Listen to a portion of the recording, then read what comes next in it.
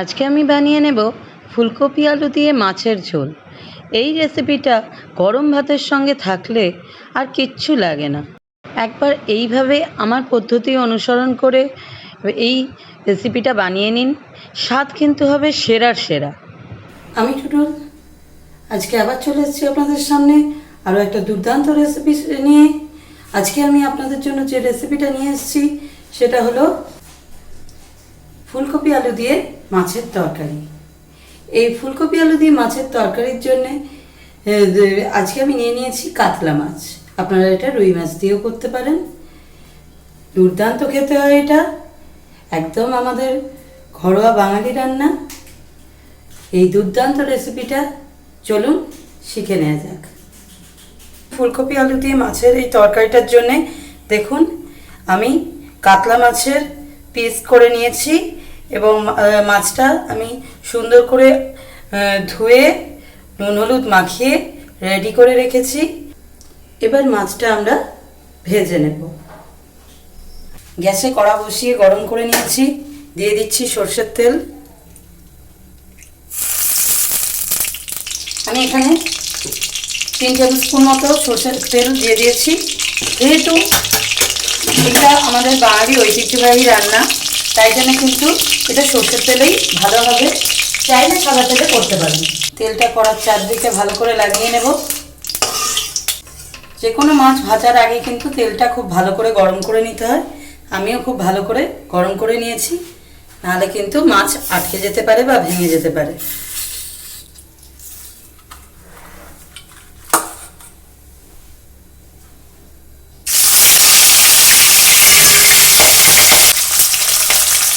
মাছের পিস আমি একবারে 3টে মাছ ভেজে নিচ্ছি।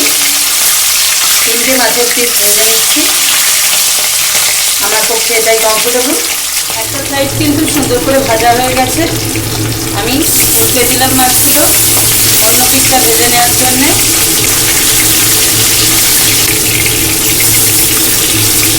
দেখুন সুন্দর লালচে লালচে করে কিন্তু ভেজে নিয়েছি।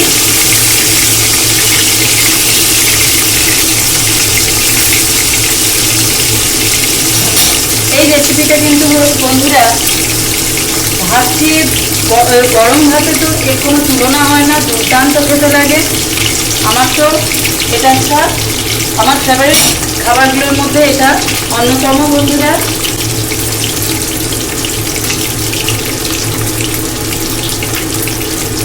আপনারা চাইলে এটা রুটি দিয়েও অনায়াসে খেতে পারেন, যেহেতু ফুলকপি আলু এইগুলো থাকায় এটা কিন্তু রুটি দিয়েও খুব ভালো লাগে খেতে। দেখুন কাতলা মাছের পিসগুলো কিন্তু আমি সুন্দর করে ভেজে নিয়েছি। যে কটা দিয়েছিলাম তেলে সে কটা কিন্তু সুন্দর করে আমার ভাজা হয়ে গেছে। প্লেটে তুলে নিচ্ছি।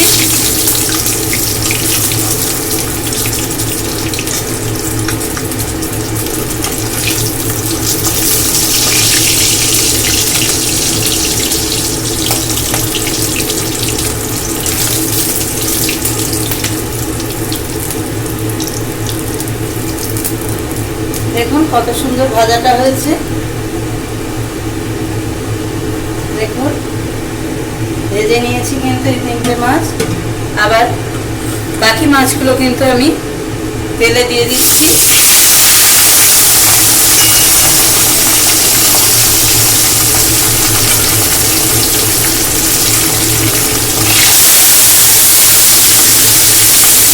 এই দুটো কত বড় বড়, ওই জন্যে এই দুটোই আমি ভাজবো একসঙ্গে। 3টে আর দেওয়া যাবে না, দিলে আমার নাড়তে অসুবিধা হবে। এইভাবে সবকটা মাছ আমি ভেজে রেডি করে নেব। দেখুন ফুলকপি দিয়ে মাছের তরকারি করার জন্য, ফুলকপি আলু দিয়ে মাছের তরকারি করার জন্য আমি কিন্তু বড় বড় করে ফুলকপিগুলো কেটে নিয়েছি। একদম ফ্রেশ ফুলকপি নিয়েছি, ভালো করে ধুয়ে সুন্দর করে বড় বড় করে কেটে নিয়েছি। এবার এই কপিগুলোকে কিন্তু আমি ভেজে নেব, কষে নেব বলতে পারেন। কড়াই মাছ ভাজার তেল তো আমাদের কিছুটা রয়েছে, তার মধ্যে কিন্তু আমি আরও 2 টেবিল স্পুন তেল অ্যাড করে দিলাম। কপিটা কিন্তু আমাদের সুন্দর করে ভাজা ভাজা করে নিতে হবে একটু। তেল গরম হয়ে গেছে, আমি কিন্তু কপিগুলো দিয়ে দিচ্ছি। আরেকটা কথা বন্ধুরা, আরেকটা কথা এখানে বলে রাখি, এই ফুলকপির সঙ্গে কিন্তু আমি ফুলকপির কিছু কচি পাতাও নিয়ে নিয়েছি, ছোট করে পিস করে কেটে। এই পাতাগুলোকে যদি আপনারা এই রেসিপিতে দেন বা যে কোনো ফুলকপির রেসিপিতে দেন, ফুলকপির তরকারি বানালে বিশেষ করে, তাতে কিন্তু একটা আলাদা এক্সট্রা ফ্লেভার অ্যাড হয়, যেটা কিন্তু শুধু ফুলকপি দিয়ে করলে হয় না। তবে ভালো লাগে বলে, সেন্ট হয় বলে কিন্তু কখনোই বেশি পাতা দিয়ে দেবেন না। সব কিছুরই মাপ আছে, 3-4টে ছোটো পাতা কিন্তু আমরা দিতেই পারি, তাতে কিন্তু টেস্টটা অনেকটা বেড়ে যায়। এবার কপিটা কিন্তু আমি সুন্দর করে কষে নেব।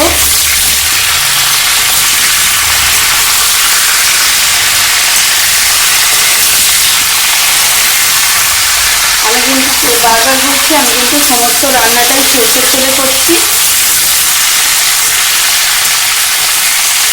তবে একেবারেই যে সাদা তেলে হয় না তা নয়, তবে আমার মতে এই রান্নাটা সরষের তেলে সব থেকে বেশি স্বাদ হয়। যেহেতু ফুলকপিগুলো সরষের তেলে করতে একটা আলাদাই টেস্ট আর ফ্লেভার অ্যাড হয়, তাই কিছুক্ষণ কপিটা একটু ভাজা ভাজা হতে দেবো এবং মাঝে মাঝে নেড়ে দেবো। এইভাবেই কিন্তু সুন্দর করে ভাজা ভাজা করে নেব। দেখুন কপিটা কিন্তু সুন্দর করে লাল লাল করে ভাজা হয়ে যাচ্ছে। আর একটু কিন্তু আমাদের ভাজতে হবে, যাতে সবকটা কপিতেই ভাজা ভাজা গায়ে দাগ পড়ে, সেরকম কিন্তু আমাদের ভাজতে হবে।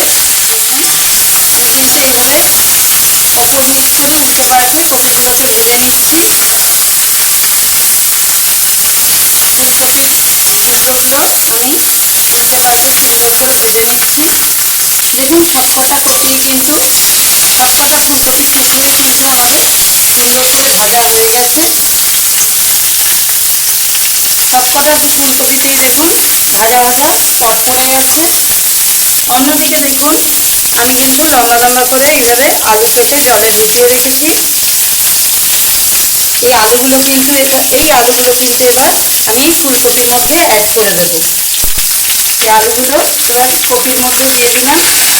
এবার আলুগুলোকে আমি কপির সঙ্গে ভেজে নেব। আলুগুলো কিন্তু আমাদের খুব বেশি ভাজার প্রয়োজন নেই, একটু কষে নিলেই কিন্তু হয়ে যাবে।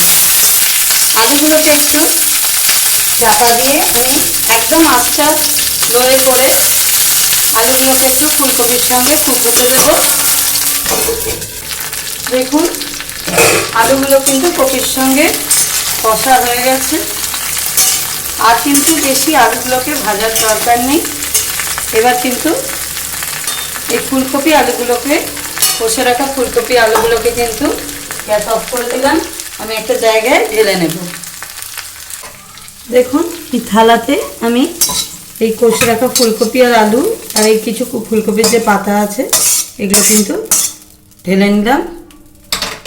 কত সুন্দর ফুলকপির ভাজার গন্ধ বেরিয়েছে। গ্যাসে একটা বাটি আমি বসিয়ে দিয়েছি। কয়েকটা মশলা আমি হালকা করে ড্রাই রোস্ট করে নেব। 1 চামচ ধনে, দেখুন এই 1 চামচ ধনে দিয়ে দিলাম। এই 1/2 চা চামচ জিরে দিয়ে দিলাম। এই পর্যায়ে কিন্তু আঁচটা একদমই কমে রাখবেন। আর দিয়ে দিচ্ছি 1/2 চা চামচ গোটা গোলমরিচ দিয়ে দিলাম। এই মশলাগুলোকে কিন্তু সুন্দর করে আমাদের ড্রাই রোস্ট করে নিতে হবে, বেশি কিন্তু ভাজবো না। জাস্ট কাঁচা ভাবটা চলে গেলেই, মশলার কাঁচা ভাবটা চলে গেলেই কিন্তু আমাদের মশলা রেডি হয়ে যাবে। আমরা কিন্তু এটাকে ভাজা মশলা যেটাকে বলে সেটা কিন্তু তৈরি করছি না, জাস্ট মশলার কাঁচা ভাবটাকে নষ্ট করে দিচ্ছি। ব্যাস আমরা কিন্তু গ্যাস বন্ধ করে দেব। হালকা হালকা এই যে মশলার গন্ধ বেরোচ্ছে, এটাই কিন্তু যথেষ্ট। আর কিন্তু আমরা একদমই ভাজবো না। দেখুন কালার পর্যন্ত মশলার কিন্তু চেঞ্জ হয়নি। এবার একটা বাটা মশলা তৈরি করার জন্য আমি নিয়ে নিয়েছি ছোট ছোট 6 টুকরো আদা। এই যে ছোট ছোট 6 টুকরো আদা আর 6-7টা মিডিয়াম সাইজের রসুন কিন্তু আমি নিয়ে নিয়েছি। আর এতে দিয়ে দেব কাঁচা লঙ্কা, 3টে বড় বড় সাইজের কাঁচা লঙ্কা কিন্তু আমি দিয়ে দিলাম।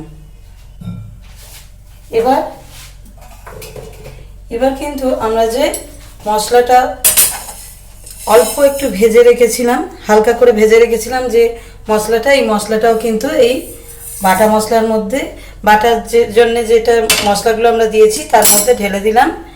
তাহলে এর মধ্যে আদা, রসুন, কাঁচা লঙ্কা আর যে ধনে, জিরে, গোলমরিচ হালকা করে ভেজে রেখেছিলাম সেই মশলাটা সব একসঙ্গে কিন্তু আমরা প্রয়োজন মতো জল দিয়ে পেস্ট করে নেব। আর মাছটা দেখুন বন্ধুরা, আমি কিন্তু সব মাছগুলো কিন্তু আমি সুন্দর করে ভেজে নিয়েছি। এটা মাছটা আমরা এক সাইডে ভেজে রেখে দিয়েছি। সবকটা মাছ ভাজার পর দেখানো হয়নি, তাই দেখিয়ে দিলাম। ওটা আমার মিস হয়ে গিয়েছিল। এবার আবার আমি কড়াইয়ে কিন্তু তেল নিয়ে নিচ্ছি। আবার আমি এখানে 2 টেবিল স্পুন মতো তেল নিয়ে নিলাম। একটু ফোড়ন হিসেবে আমি দিয়ে দেব অল্প একটু মৌরি, এই 1 চিমটি মতো মেথি, চাইলে আপনারা 5 ফোড়নও দিতে পারেন, আমি 5 ফোড়নটা দিই না। আমি মৌরি, মেথি আর দিয়ে দিচ্ছি 1 চিমটি মতো, এই যে 1 চিমটি মতো কালো জিরে দিয়ে দিলাম। এই ফোড়নটা কিন্তু আমাদের একদমই পুড়তে দেওয়া যাবে না, এতে কিন্তু দেখুন মিডিয়াম সাইজের 2টো পেঁয়াজ আমি ছোট ছোট করে নর্মালি কুচিয়ে রেখেছি। এই যে এই পেঁয়াজটা কিন্তু আমি তেলের মধ্যে দিয়ে দেব।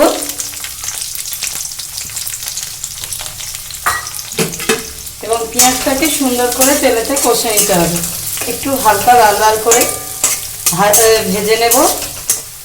পেঁয়াজটা কিন্তু হালকা লালচে করে আমাদের ভাজা হয়ে গেছে, আর কিন্তু পোড়ানোর কোনো দরকার নেই। এবার কিন্তু এই পেঁয়াজটার মধ্যে আমি অ্যাড করে দেব নুন। আমি এখানে 1.5 টিস্পুন নুন কিন্তু অ্যাড করে দিলাম। নুনটা দিয়ে কিন্তু নুনটা দেওয়ার পর কিন্তু পেঁয়াজটা খুব তাড়াতাড়ি আরও লালচে কালার হয়ে গেল। ওই জন্যই আমি বললাম যে হালকা করে ভাজবো, ওই জন্য হালকা ভাজার পর আমি নুনটা দিয়ে দিলাম।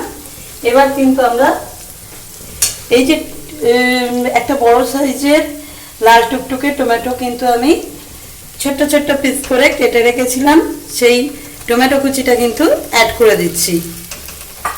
আপনারা কিন্তু অবশ্যই টমেটোটা দেওয়ার আগে নুনটা দেবেন, না হলে কিন্তু পেঁয়াজগুলো ছিবড়ে ছিবড়ে মতো হয়ে যাবে, যেহেতু টমেটোটা টক ভাব আছে টমেটোর মধ্যে, তাই জন্য কিন্তু অবশ্যই টমেটোটা দেওয়ার আগে নুনটা অ্যাড করবেন।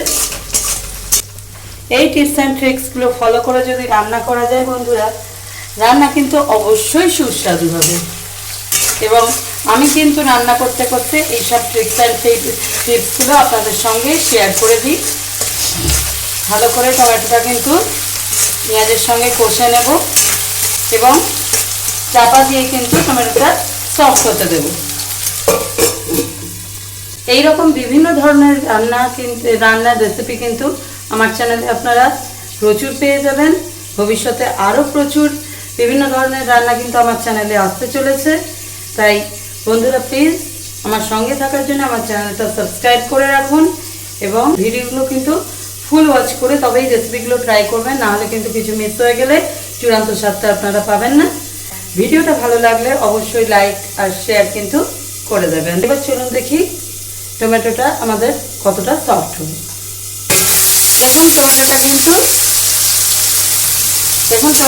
পেঁয়াজের সঙ্গে সুন্দর করে মিশে গেছে এবং টমেটোটা কিন্তু একদমই সফট হয়ে গেছে। যেহেতু একদম পাকা টমেটো ছিল, খুব তাড়াতাড়ি কিন্তু টমেটোটা সফট হয়ে গেছে, আর নুন দেওয়ার ফলেও টমেটোটা খুব তাড়াতাড়ি নরম হয়ে গেছে।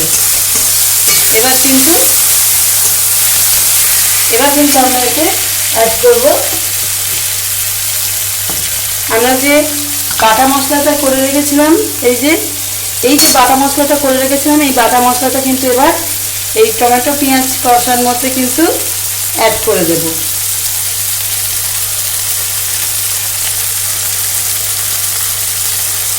অল্প করে জল দিয়ে আমি কিন্তু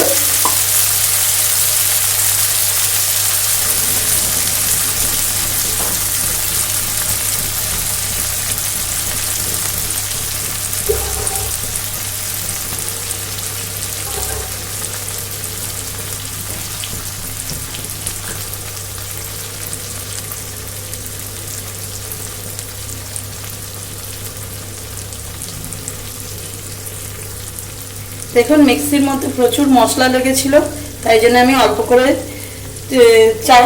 হাফ কাপ মতো জল দিয়ে মিক্সিটা গুলিয়ে কিন্তু ওই সম্পূর্ণ মশলাটা এই কড়ার মধ্যে দিয়ে দিলাম। এতে করে একটু জল দেওয়ার ফলে মশলাটা কিন্তু পুড়েও যাবে না এবং মশলাটা নষ্টও হলো না মিক্সিতে থেকে।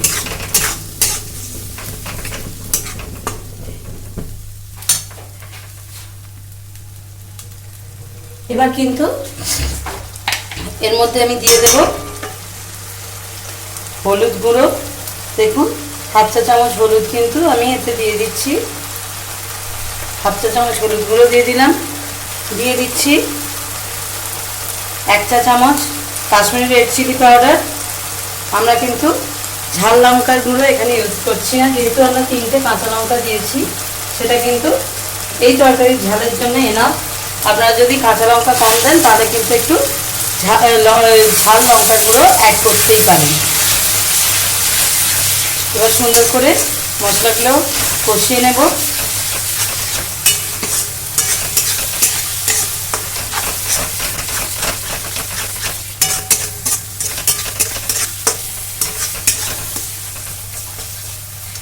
এতে কিন্তু বন্ধুরা আমরা এবার যেটা দিয়ে দেব সেটা হচ্ছে, আমি কিন্তু এতে হাফ চা চামচ মতো একটু চিনি অ্যাড করে দিলাম। হাফ চা চামচের বেশি কিন্তু দেওয়া যাবে না, হাফ চা চামচ চিনি কিন্তু এর পক্ষে এই আমি যে মাপে বানাচ্ছি তার জন্য এনাফ। আমি কিন্তু এখানে বড় বড় 9টা কাতলা মাছের পিস নিয়েছি, আর এখানে কিন্তু আমি 2টো মাঝারি সাইজের ফুলকপি কিন্তু নিয়েছি। আর আলু যদি বলেন, আলু কিন্তু আমি একটা বড় আলু কেটে নিয়েছি। এই মাপে কিন্তু আমি তরকারিটা বানাচ্ছি।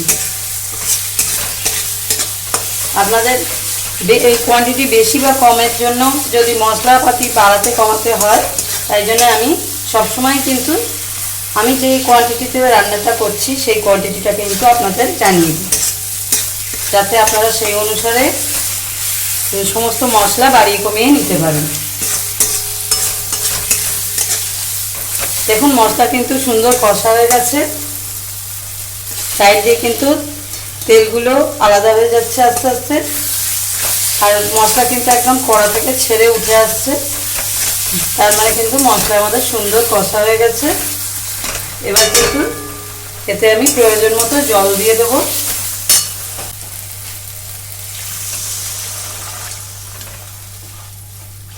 এত সুন্দর সুগন্ধ বেরোচ্ছে, সেটা তো আপনাদের বলে বোঝাতে পারবো না।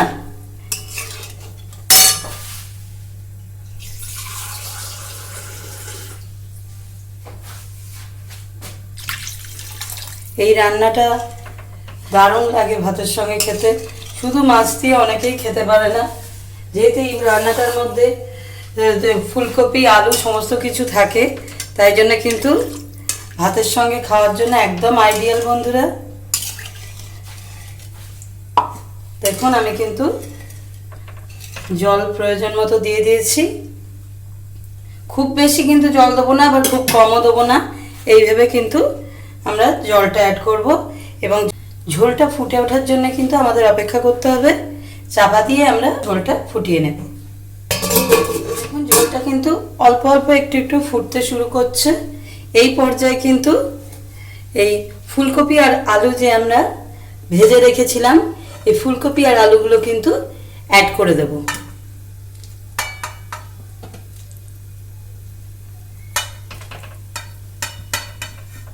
তার কারণ ফুলকপি এবং আলু দুটোই কিন্তু সেদ্ধ হতে একটু টাইম লাগবে, তাই জন্যে এই পর্যায়ে কিন্তু আমরা ফুলকপি আর আলুটা অ্যাড করে দিলাম।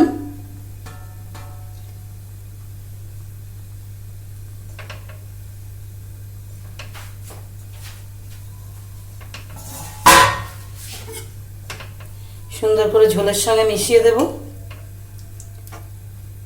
ফুলকপিটা দেওয়ার পর আমার মনে হচ্ছে আরেকটু জল দেওয়ার প্রয়োজন আছে, তাই জন্য কিন্তু এখানে আরেকটু জল আমি অ্যাড করে দেব। আমার কাছে গরম জল কড়াই ছিল, আমি ফুলকপির যে তেলটা বা জুসটা এই থালায় লেগেছিল সেটা ধুয়ে কিন্তু আমি জলটা দিয়ে দিলাম। এই জুসটার মধ্যে কিন্তু তেল বা জুসটার মধ্যে কিন্তু ফুলকপির সমস্ত এক্সট্রাক্টটা আছে এবং ফুলকপির ফ্লেভারটাও আছে, তাই জন্য এটা কিন্তু আমি নষ্ট করতে চাই না। তাই জন্য থালাটা ধুয়ে কিন্তু আমি জলটা দিয়ে দিলাম। এবার সুন্দর করে ফুলকপিটা ফুটিয়ে নেব। চাপা দিয়ে ফুলকপিটা এবং আলুটা একটু সফট হওয়া পর্যন্ত, ফুলকপি আর আলুটা সফট হওয়া পর্যন্ত কিন্তু আমাদের অপেক্ষা করতে হবে। আমি কিন্তু একেবারে নরম করে সেদ্ধ করব না, ফুলকপিটা আমি কিন্তু 80% সেদ্ধ করে নেব, তারপর কিন্তু আমরা মাছগুলো অ্যাড করব। চাপা দিয়ে কিন্তু ফুলকপিটা আর আলুটা সেদ্ধ করে নেব। দেখুন ফুলকপি আর আলুটা কিন্তু আমাদের 80% সেদ্ধ হয়ে গেছে, তাই আমাদের যে ভেজে রাখা মাছগুলো ছিল সেগুলো কিন্তু এবার একে একে এই তরকারির মধ্যে আমরা অ্যাড করে দেব। এই যে ভেজে রাখা মাছগুলো কিন্তু সুন্দর করে তরকারির মধ্যে আমি দিয়ে দিচ্ছি।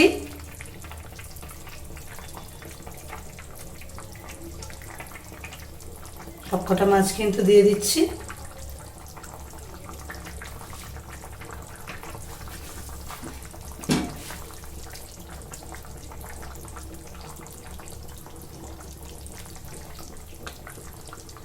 ব্যাস সবকটা মাছ কিন্তু আমাদের দেওয়া হয়ে গেল। এবার কিন্তু ভালো করে মাছগুলো একটু খুন্তি দিয়ে ঝোলের মধ্যে ডিপ করে দেব, ভালো করে ঝোলের মধ্যে ডুবিয়ে দেব।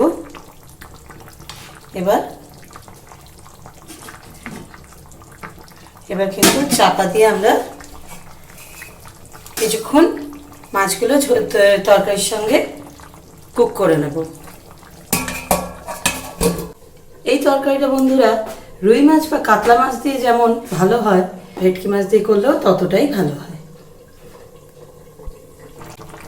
দেখুন রান্নাটা কিন্তু অলমোস্ট আমাদের রেডি। এবার কিন্তু একটু আমাদের ধনেপাতা কুচো ছড়িয়ে দিচ্ছি, মিহি করে কুচোনো ধনেপাতা কিন্তু ছড়িয়ে দিচ্ছি।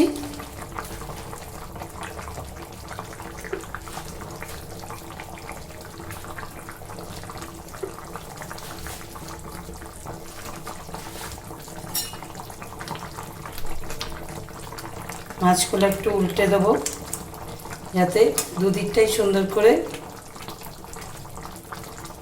ঝোলে একদম ঝোল মশলা সব মাখামাখি হয়ে যায়। দেখুন রান্নাটা কিন্তু আমাদের হয়ে গেছে। এবার এটাকে কিন্তু আমাদের 10 মিনিট স্ট্যান্ডিং টাইম দিতে হবে। 10 মিনিট স্ট্যান্ডিং টাইম হয়ে গেছে। 10 মিনিট স্ট্যান্ডিং টাইম দিয়ে দিয়েছি। কত সুন্দর গর্জাস দেখতে লাগছে দেখুন, একদম লোভনীয় দেখতে হয়েছে। আমাদের ফুলকপি আলু দিয়ে কাতলা মাছের তরকারি কিন্তু একদম রেডি। তাহলে দেখলেন বন্ধুরা কত সহজে আজকে ফুলকপি আলু দিয়ে কাতলা মাছের এই দুর্দান্ত স্বাদের রেসিপিটা তৈরি করে নিলাম। ভিডিওটি ভালো লাগলে অবশ্যই লাইক করবেন, শেয়ার করবেন আর আমার চ্যানেলটা সাবস্ক্রাইব করে রাখবেন। এই ধরনের এরকম বিভিন্ন ধরনের দারুণ দারুণ রেসিপির জন্যে। আপনারা দেখছিলেন টুটুল কিচেন। আজকের মতো বন্ধুরা ভিডিও এখানেই শেষ করছি। আবার ফিরে আসবো আর একটা দুর্দান্ত রেসিপির ভিডিও নিয়ে। আজকের মতো নমস্কার।